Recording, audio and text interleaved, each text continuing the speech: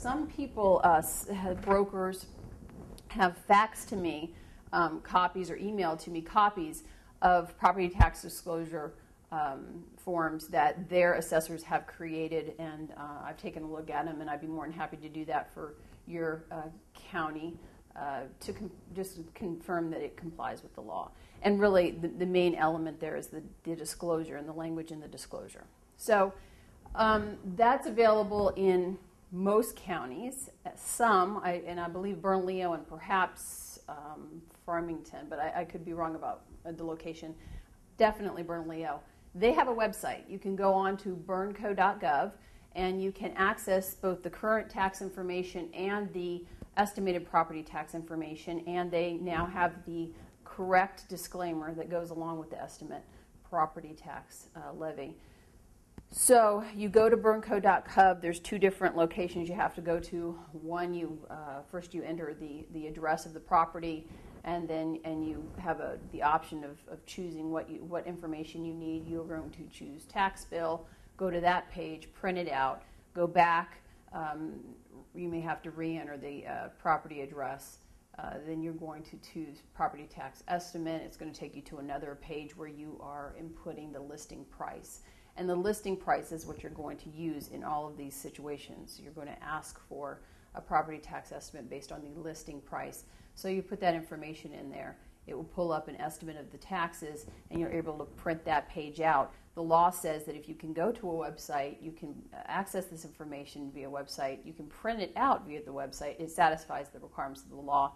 So you're going to print those two things out, and you're going to attach them to the acknowledgement that we'll talk about in a minute, that the buyer has received that information. List price. If your list price changes, if it goes down, if you have a price reduction, or for whatever reason a price increase, you have to go back and get a new property tax estimate based on that new amount. This does not mean that during the counteroffer process you have to do the same thing. Once you're in the counteroffer process, you do not have to stop the process, or with every counteroffer go and get a new property tax estimate. That's not necessary. It's only if the listing price changes, so that'll have to be done. The form that acknowledges receipt, and this is another requirement of the law, is 3250. And RANM Form 3250 is the way you can track this through the process. The law says it is the seller's broker's responsibility to get the information from the county assessor's office, pass it along to the buyer's broker, and then the buyer has to pass it along to the buyer. So this Form 3250 allows a tracking of that. It's a signature for the seller's broker to acknowledge that they have given the form to the buyer's broker, a place where the buyer's broker can acknowledge receipt of that, and a place where the buyer can acknowledge that they received it from the buyer's broker. And the property tax levy would be attached to this form. Some of the issues that we foresee coming up in this are a few things. First of all, we have a situation now where we don't have the property increasing like it used to increase. We actually have situations where it's decreased. So you very well might have a situation where the current owner who bought the property 3 years ago is actually paying more for the property, more on property taxes, because they paid more for the property than the current buyer is purchasing the property for. So when you do an estimate of the property taxes based on the list price, which is significantly less than what the buyer, the current owner, had purchased the property for, you're gonna have a decrease in property taxes. When the estimate or the assessor's estimate of property taxes comes out after October in the spring, they're going to have a limited period of time to protest that. And what's important about this is the fact that buyers are going to say, wait a second, my broker said this was going to be my property tax, and then I get this bill and it's significantly more. Because it is based on the old owner's purchase price and not based on what you purchased the property for, or the current buyer purchased the property for. And under the law, the tax assessors have to tax the property or estimate the property taxes, or excuse me, tax the property on its current and correct value. And the market value or the sales price is one of the factors they look at. However, that might not happen right away, and that very well might require the buyer to protest the assessor's amount or assessment of the house. And they have a limited period of time to do that. It's 30 days after they receive that notice.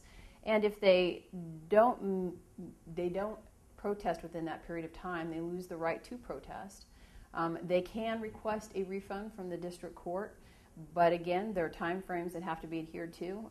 It's early January of the following year that they have to ask for that refund from the district court if there's been an overtaxation of a property. So they need to work with their county assessor's office and be very cognizant of the time periods involved in this, so that if they have to get a refund because the property has been overtaxed, so to speak, they can do that. So that's something we anticipate seeing perhaps in this. We also have some strange things that might come out of REOs and HUD houses that are sold at might be sold at a much lesser value than or much lesser amount than their actual value. Current correct value of a property from a property tax standpoint does take into consideration the sales price of the property, but that's not the only factor. A county assessor's office can look at a piece of property and the circumstances surrounding the sale, realizing that it was fire sale, that there were reasons why it was sold tremendously under market, that the homes in the area that are equivalent to that are not being sold for that same amount, and they might not use that amount for taxation purposes. The sales price is the amount for taxation purposes. So again, you have an estimated property tax levy based on a list price, and the buyer believes that that's what the taxes are going to be, and then for some reason they're not that. Now, it covers this in the law. All through the law it says, and then as you heard from the disclaimer, it says it on that as well, that the county assessor cannot be held to that number. That they are in no way liable if that number is off, that the brokers are in no way liable if that number is off. And that's important. That was part of the changes that we went through with the bill. And the final outcome is that, as long as brokers do exactly what they're supposed to do, and that's get the information from the county assessor's office and get it in the hands of the buyer, then they are immune from suit and liability under the law. Now, this law only applies to residential property, and residential property as defined under the property tax code, has to have a dwelling on it. So it does not include property, vacant lots that are zoned residential. And it's 4 units or less are considered residential. So this only applies in those cases. Some questions that I've gotten on this. New construction, how do we do that on new construction? How do we estimate on new construction? What we've been told and what we're doing is we are taking the price based on either the base model or if you have made determinations as to upgrades at the initial stages that this particular home is going to have these upgrades. Whatever the sales price of that is, that's the amount you're going to have to get the estimated property tax levy on. That's going to change most likely as you go through the process. The listing price will actually go up because there will be changes made and there will be additions made, upgrades. And during that process, it might be necessary to obtain a new property tax levy on the property. As far as another concern that has come up with sellers is that they're concerned that they're being taxed at a lower rate, and then they're going to request this information, and then the county assessor is going to have this information about the list price, and they're going to just increase their taxes even if the home doesn't sell. That's a non-issue.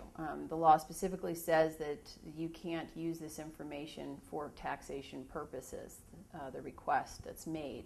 So sellers can feel confident that the assessor isn't all of a sudden going to start taxing their property at a higher amount because they've submitted this request for the information. So the property tax levy is a requirement now. It's with us. We address it in our listing agreement. We address it in our purchase agreement. We have all the forms necessary to comply. I think that it's just a matter of everybody getting into the routine and using the process, and then it should run smoothly as these things can run. And if you have further questions regarding the property tax levy, please feel free to give me a call on the hotline, the RANM Legal Hotline, or send me an email. You can access the email address through the RANM website, and it will be sent directly to me, and I'd be more than happy to address any further questions you have on the property tax levy. Thank you very much.